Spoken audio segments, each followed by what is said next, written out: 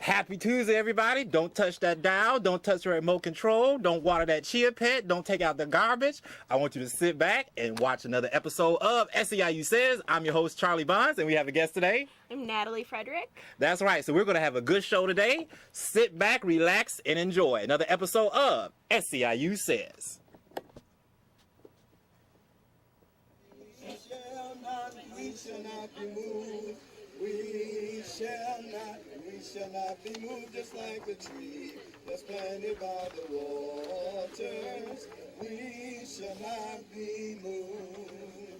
We're fighting for a contract. We shall not be moved. We're fighting for a contract. We shall not be moved, just like a tree that's planted by the waters. We shall not be moved. We're stronger together. We shall not be moved. We're stronger together. We shall not be moved, just like a tree that's planted by the water. We shall not be moved. We're fighting for an increase. We shall not be moved. We're fighting for an increase. We shall not be moved, just like the tree that's planted by the waters. We Shall not be moved. That's right. SEIU Says is the union show for our union workers as well as non-union workers and the communities they live in, building strength not only in the workplace, but in the communities, everybody. And happy Tuesday again. I hope everybody had a wonderful, beautiful weekend. And we thank you once again for allowing us into your home, or if you're streaming us live over the internet, we thank you. SEIU Says is sponsored by GWC, that's Goldberg, Weissman, and Cairo, Illinois' largest personal injury and workers' compensation law firm. If you have questions about personal injury, workers' comp, or medical malpractice, you can give SEIU Local 73 a phone call at 312-588-7630. That number is 312-588-7630, and we will forward you over to Goldberg, Weissman, and Cairo. All right, I have an announcement to make for our members, our SEIU Local 73 members. That's right. It is Learn More. It's time to get excited about your union. It's time to get excited about the labor movement. It's time to get excited about being excited because you can assert yourself in the workplace, assert your rights in the workplace. We're calling all our leaders right now. Learn more. Learn more. That's right. About your union and get involved. Leadership training. Learn the basics about writing a grievance, handling collective bargaining agreements from a member of the Federal Mediation Service. Attend one of the trainings on the dates below to learn more and take a more active role in your union. So the date of this leadership training is, mark your calendars, everybody. It is Saturday, March the 14th. It's going to be one this Saturday, March the 14th, 2015. It's 2015, right? Okay. 2015. It's going to be one Saturday, June the 27th, and Saturday, September the 26th. Each training will begin at 9 a.m. sharp and end before 2 p.m.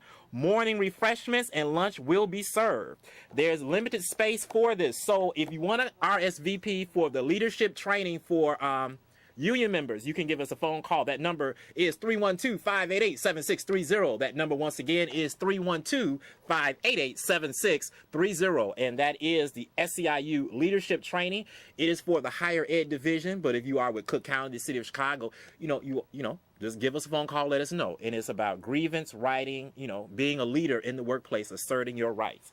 All right. So we're going to get to our guest right now. So next week, everyone, is Brain. Wait. Okay, that's it. Yeah. Next week, everyone, March the 16th through the 22nd is Brain Awareness Week.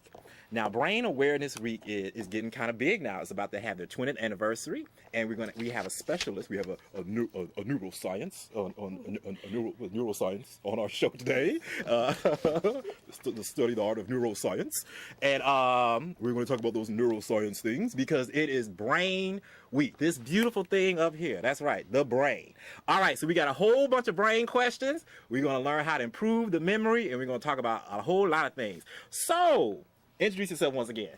So I'm Natalie Frederick. Okay. I am a graduate student at Northwestern, where I'm currently studying the brain.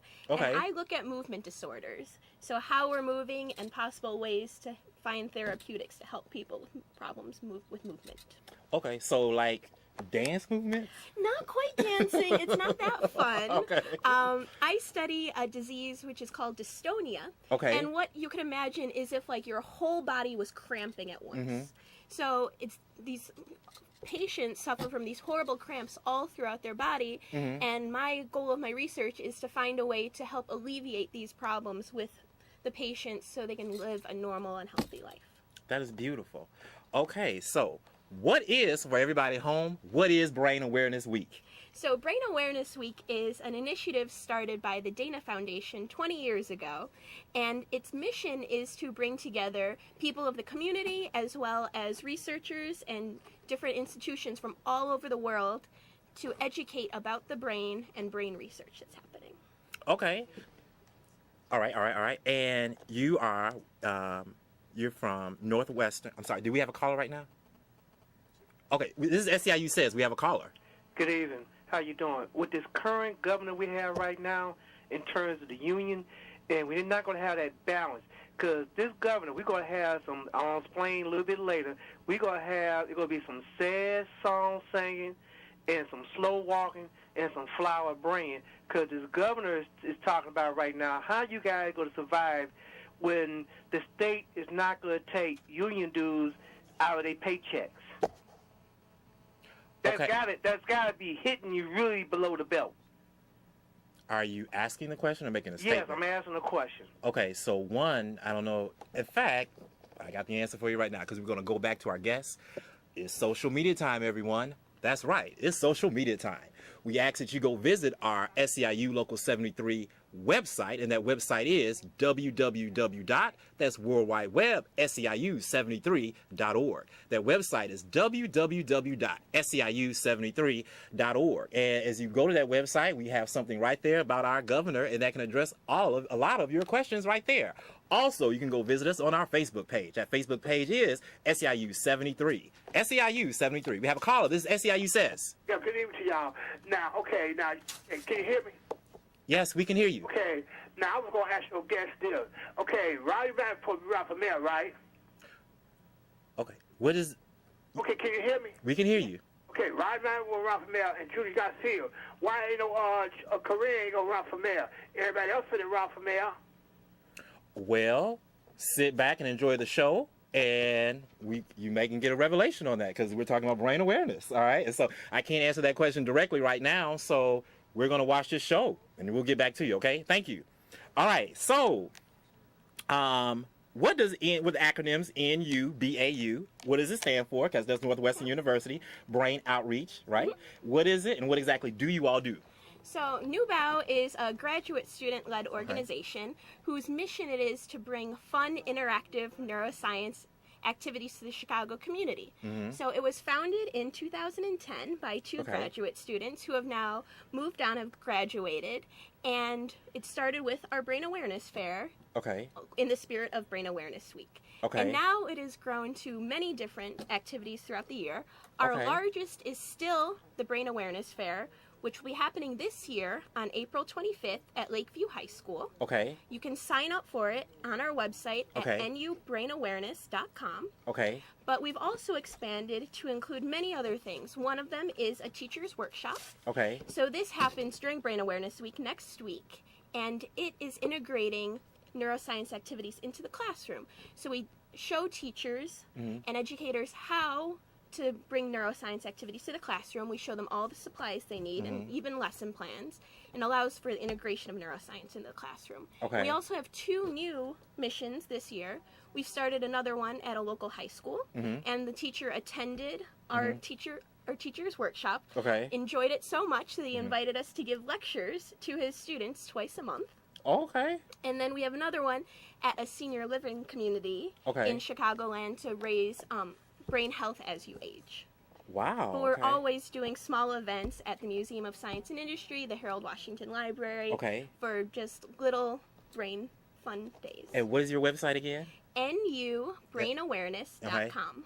All right, so you can sign up. Okay. And what has been some of the progress and benefits of research in the last 2 years of brain research? So, as always, researchers are trying to find out how the human body's working, how the universe around us works, and ways to improve the human condition. Okay. So, there have been some exciting techniques in the past few years. One of them is optogenetics. Okay. And what it is, it's basically allowing you to activate neurons in your brain using light.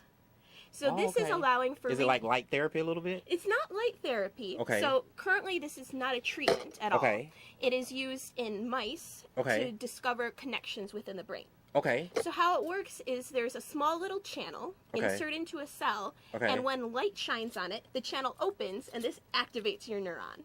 Okay. And then you can track these neurons throughout the brain and see when I activate this one little neuron, what's going to happen in the brain, which is very interesting. You was telling us, I was thinking about if anyone's ever had a spider, if you turn the light on, it'll run. So it's, so it's not similar, but I won't quit my day job. All right, anyway, okay. All right, so we all know, are all human brains made the same? Example, is there a difference? You know how some people may say, you know, men are smarter, women are smarter, you know, or different ethnicities, ethnic backgrounds, or whatever, or weight or size, sex. Does that hold any bearing? So in general, all humans have the same basic structures. Okay. If you've ever seen a human brain, you can see that there's all these mountains and valleys all over it. Correct. And those little grooves and ridges might change from human to human, but you cannot look at a brain and say, this was a smart person. Okay. Every brain, for the most part, looks pretty much the same unless you have some horrible genetic mutations. Okay. But there's nothing that suggests certain races are smarter, that men and women, there's differences. Okay. There are slight differences between male and female brains, but this is all caused to hormonal changes. Okay. Because the brain is regulating everything in your body. Correct. So that would make sense that it might need to regulate some features of the body that are specific to a certain sex. Okay, so. Okay, all right. Okay, so we got a bunch of questions right there coming in. All right, so as we're gonna talk about what are some foods good to promote healthy, what are some foods bad for the brain, and what foods are good for the brain? So, in general, what is good for your body is good for your brain. Okay. There have been no proven foods that if you eat this, you will become smarter. There is nothing, unfortunately, that will do that for you. But as always, you should stay away from large amounts of alcohol, of course, controlled substances. Those are not good for your brain. Okay. All right, 1 second. All right. Okay. So the myth with the fish thing is about that's protecting. Was it the fatty acids? That's about protecting the brain cells, or? So in general, certain types of fats are very good for your cell membrane, and your cell membrane is what is the outside of every one of your brain cells. Okay. And those are made up of fats, and those are thought to protect your cell membranes, and also fats can have antioxidant effects, which is a rather fun word in the media today. Okay. And what this is helping do is there's certain molecules which can be harmful to your cells. Right. And the thought is that if you take your omega-3s and stuff, these will help clear them out of the system. Okay. But this is still very basic science. A lot more research needs to go in to prove that certain foods are better than others. Okay, so quick question. How much sleep does a person need to get the good brain activity? And we're going to address your questions right after. We're going to wrap up. We're going to do an exercise. We're going to address some questions. How much sleep do we need at night to be good people? Productive brain people. That really depends from person to person. Right. As well as you may remember, you needed a lot more sleep as a kid. But a lot of it is just making sure you're being consistent. You're going to bed at a relatively the same time, waking up at the same time. Okay. That's going to promote a good habits will promote overall good brain health. Okay. Good habits. All right. So is there a difference between a right side brain person or a left side brain person? So if you look at the right and left sides of the brain, they look pretty much the same. So that's a myth? Yes, it is a myth. There's only one thing that is really shown to only be on the left side of the brain, and that is language. Okay. But the myth that if you're right-sided, you're more creative, left-sided, you're more analytical is a complete myth. Okay. All right. Do we have a caller there? Okay. All right. Okay, so. Okay, so we had a question. What causes ADHD, attention deficit? So That's one of our viewers at home. yes. I am not an expert by any means on ADHD. I think a lot of the causes of this are still relatively unknown, Okay. but it's thought to possibly have due to imbalances of your different neurotransmitters in your brain. Okay. And what neurotransmitters are is these are signaling molecules which allow your neurons to talk to each other. But ADHD is a relatively new disorder, and there still hasn't been enough time to really find out the underlying causes yet. Okay. All right. So we're about to, and you are the co-president. One Yes. of the co-presidents. All right. So we got two co-presidencies today. All right. So I'm going to switch them out really fast. Introduce yourself once again. I'm Natalie Frederick. Okay. This is Natalie Frederick, everyone. Northwestern University Brain Outreach. You have the website. You can come out to one of their events. I want to thank you for coming out today. I thank you. And I'm going to, all right. So what we want to do is, it's the corpus Callosum. callosum. All right, so corpus callosum, everyone. I learned a new word today. The corpus callosum is the with the muscle in between the left and the right side of the brain. So it's not muscle. Okay, it's not the It muscle. is technically, think of your nerve as a long arm. So you have our fingers where that's Okay. going to send our signals, and the corpus callosum is almost the connecting part. So Okay. it's connecting the two halves of your brain. So so that's a good thing if it works. Cause, Yes. Okay. Ideally, you want it to work because that way the left and the right side of the brain is talk. That's how Einstein. That's how they can talk to each other. Okay, so we got some corpus callosum exercises that I'm about to show you all, and these are ways that you can stimulate brain activity. All right, so we're gonna switch them out. All right, so juggling is one good way to do that, and the reason why you should juggle is because you're using both hands and it's coordination skills, and that is gaining strength for the brain. All right, instruments. Playing an instrument is another good way to get that brain going because you're using both sides of it, and it is good. So that's good. Playing instruments is another way, another good brain exercise. All right, and another great brain exercise is math problems, math puzzles. Math puzzles are very good, and there's a puzzle right here. These math puzzles are very good, and when you have these math puzzles, it gets the brain going. All right, so here we have a new guest. All right, introduce yourself. I'm Laura Shanahan. Okay. Just like Natalie, I'm a graduate student at Northwestern in the Okay. neuroscience program. Okay. And rather than studying movement disorders like Natalie does, I actually study sleep and the impact of sleep on memory consolidation. Oh wow. Okay. That's good. All right. Hey, I wish we had more time. We don't have 30 minutes, is not enough time. All right, so we're gonna play a game. Ding ding ding ding All right, ding. let's All right, so we are playing truth, myth, or truth with the brain. All right. True or false? We only use 10% of our brain. Okay, so that is certainly false. Okay. It's a very common myth to think that we only use 10% of our brains, and there's no basis for it in neuroscience. Okay. We can actually do different types of studies, neuroimaging studies, Okay. to figure out basically what parts of our brain are active when we're doing different tasks. Okay. And so the idea is that we can tell that each part of the brain has a different job. So we really Okay. need all of our parts of our brain to be working in order to do these complex tasks. And the brain is pretty active all the time. So even, Okay. like I said, I study sleep, and even during sleep, your neurons, your brain cells are always firing, they're always active. So it's definitely not true to say that only 10% of your brain is important. Okay. True or false? Alcohol kills brain cells. So this is false to a certain extent. Good. I can go get a drink. Exactly, right. So drinking I in like moderation. mimosas, everybody. So, all right. If anybody want to send one here to the station? Mimosas. All right. Anyway, sorry. It's a good choice. Okay, so basically, if you drink in moderation, you don't really need to worry about killing your brain cells. Okay. Drinking a normal amount is not going to kill your neurons. Okay. But as you might expect, chronic alcohol abuse is bad for your brain. Okay. So there is a certain condition called Korsakoff syndrome, for example. It's a neurological disease that causes some memory loss and inability to form new memories. And this can That's be what brought happens on. when you black out. That was the next question. Oh, no. Okay. This is separate. So Okay. this happens after chronic alcohol abuse, which can cause vitamin deficiency. Okay. So after severe alcohol use for a long time, people can develop this syndrome. But even in this case, we're talking about malnutrition, so Okay. the lack of a certain vitamin. So it's not Okay. that alcohol is directly killing your brain cells. It's more that over time, your cells can die from Okay, Shield's on chronic phone now? alcohol abuse. Okay, so we have a question. Let's see, microphone right there. Hope that we can hear it. Okay, so we have a question from a viewer at home. Hello, viewer. Happy Tuesday. SEIU says, son has a concussion. What can be done to improve? Oh, I'm sorry, to improve his condition, or aggravate his condition. To improve or aggravate his condition. Okay, so you don't want to aggravate it. You want to improve it. Probably want to improve. Okay. Right.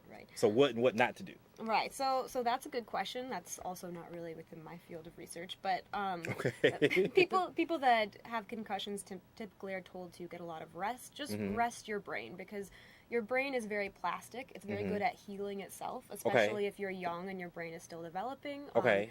For younger people, when you have a brain injury, your brain is basically good at healing itself. So when you have a concussion, you're really supposed to give your brain a break.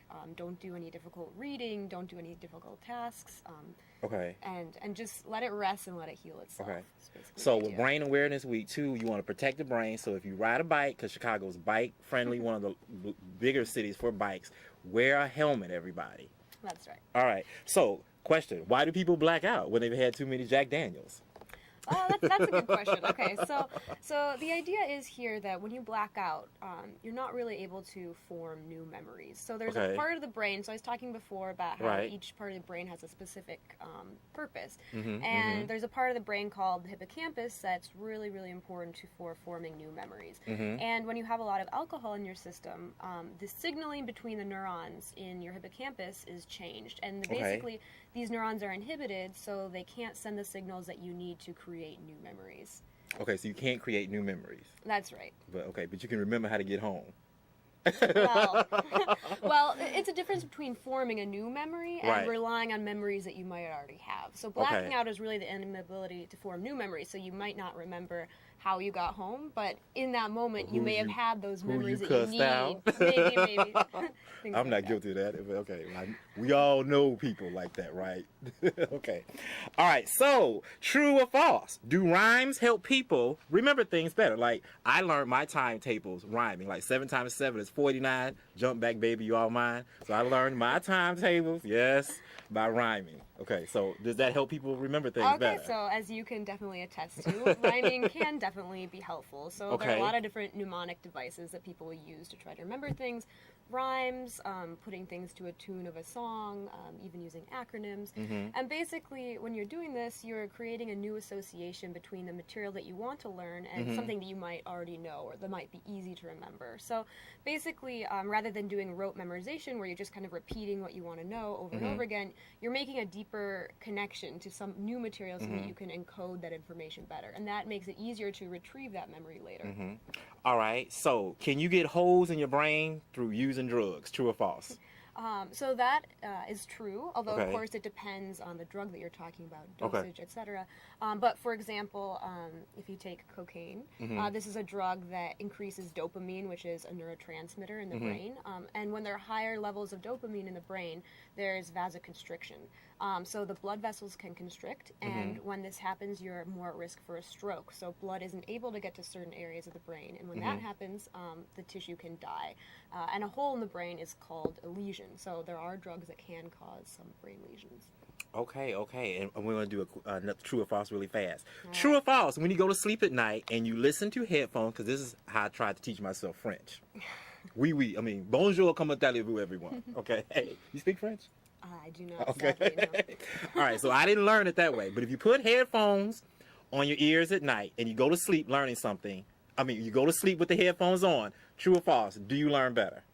So this is false as far as complex information. So you can't learn French by listening to it while you're asleep. But this is actually kind of into my field of research because I study sleep. So it is possible to bias memory consolidation during sleep. So for example, if you were learning French while you were listening to music and then you played the same music during sleep, then you might be able to enhance your ability to be rehearsing that information during sleep. So in a way, you can influence the processes that are happening naturally during sleep. Okay, so we all brained up right now, and unfortunately we got to get ready to go. But you all's fair is going to be April the 25th, right? That's right, Saturday, April 25th. Okay, you can go visit their website to get information about that, and I will be attending that fair, and we're going to have them back, and we're going to talk more about the brain. Your specialty is sleep? Yeah, that's right. Okay, all right, okay, so y'all like to sleep. And your specialty is? Movement disorder. Okay. All right. So we hope everyone enjoyed our show today, and we hope that it enriched you and it will promote you to want to be aware of brain awareness. So you can go to Brain Awareness Week and Google that in, get information, get involved, teach the young people things about the brain, or even learn yourself. All right. So unfortunately, everybody, we must go. Introduce yourself once again. Laura Shanahan. All right, I'm Charlie Bonds, your host. This is another episode of SEIU Says.